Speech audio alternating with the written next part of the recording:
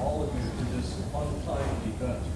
Thanks for us be given to the distinguished members of our Middlesex District Medical Society that made this dream come true event possible. Thank you. Your participation means a great deal to me. Thank you. Before continuing, we must recognize my wife.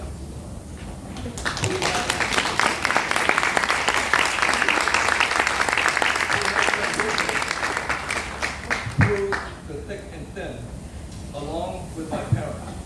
Such a relationship is a gift from the Almighty, making me who I am today. This was composed with the help of my wife. For years, I dreamed of becoming a physician. However, the path has not been easy. Obstacles constantly challenge my quest to accomplish my goals. Coming to this country as an immigrant, speaking no English, and being poor were the initial obstacles. However, my vision-driven mindset kept me focused.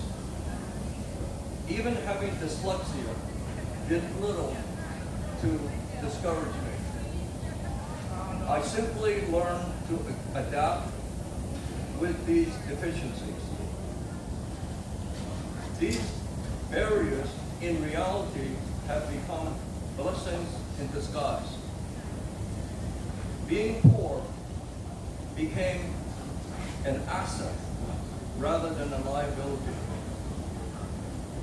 enabling me to be creative and building things otherwise that I cannot afford.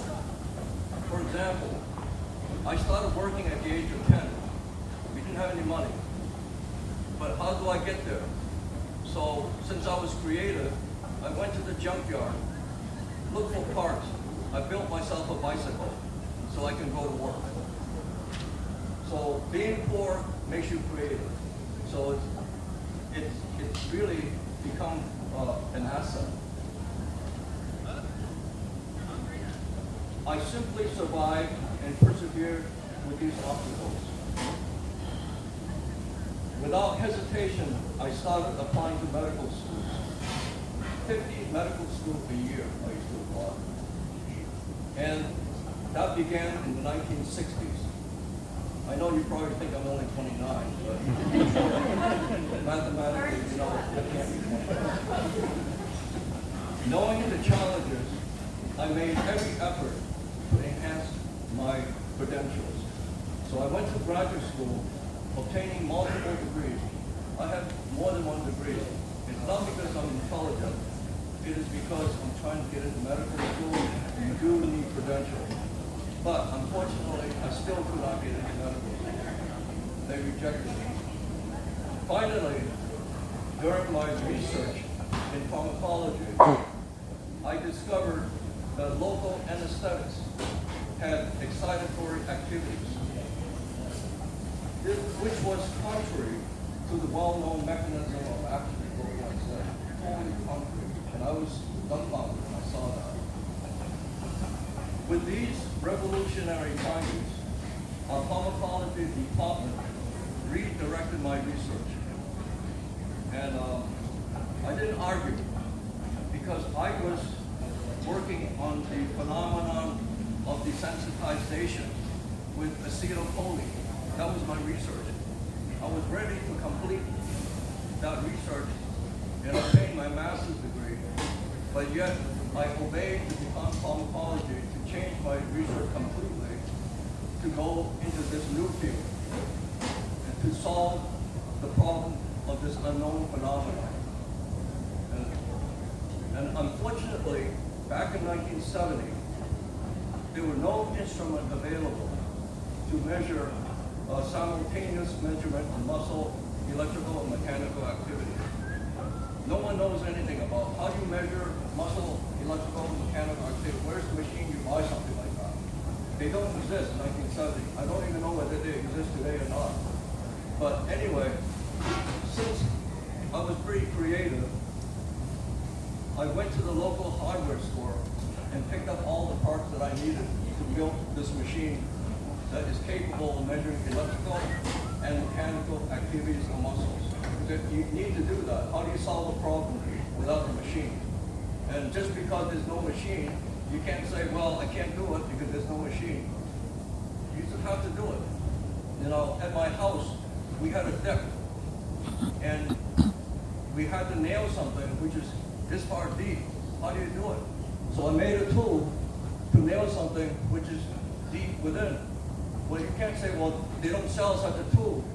Well, if there's no tool, then you have to make it yourself. And how do you do it? No one knows how to do it, so you just create something.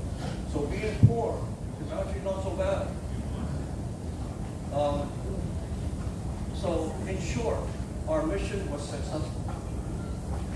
Many scientists were intrigued with these revolutionary findings. They were totally dumbfounded, and thus encouraged disseminating these findings internationally, because we need to let the world know about this finding. The end result of our research successfully provided explanation for the excitation-contraction coupling mechanism. So that mechanism was founded by these research. 4 years later, 1974, I can't believe it's almost 50 years ago, my research was finally accepted for presentation at the 26th International Congress of Physiological Sciences. 26. I actually Googled it. There is such a place, this 26th International Congress. It was held in New Delhi, India in 1974. I was just a spring chicken back then. Not now though. I'm actually an autumn duck now. Hard work did finally pay off. It did pay off. Such achievement finally enabled me to gain acceptance into medical school after, you guess it, 13 years of rejection. See, I had the advantage of having bad vocabulary. I don't have much vocabulary. The word rejection was not in my vocabulary. So when I was rejected, I didn't understand. I thought rejection means reapply. So I reapplied. I love it. And, so I did get in. I think they felt bad for me. And I got in. It was not easy in medical school. So I have trouble with reading and writing. And so I used to study like 20 hours a day. I lost 20 pounds my first year in medical school. Unlike other people, they can do it in 5 minutes. I have to take hours. But in the end, I graduated #1 in my medical school.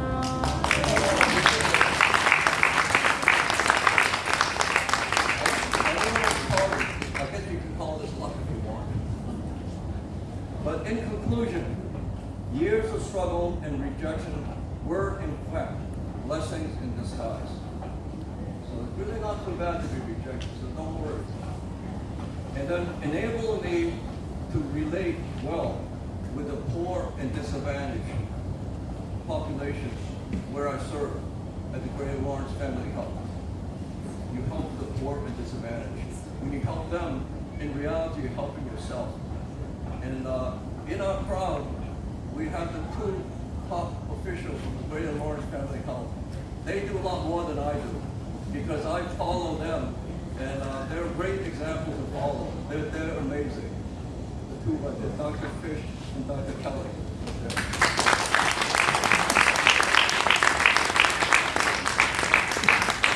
So life's ultimate goal, opportunity to serve humanity. That's our goal in life. Not to make money, but to serve humanity. And to express gratitude for the Almighty. I'm not sure if you know, you're interested in science or not, in history. Sir Isaac Newton, an English scientist, once said, if if I have seen further, it is by standing on the shoulders of giants. That's what Sir Isaac Newton said. And for me, I am not Isaac Newton, far from it. I lack his ability, but one thing I do have, I have a sense of gratitude for those people that helped me.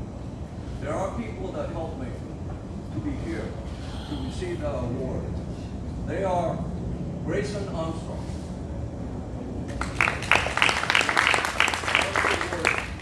and my dear friend, Olivia Leal.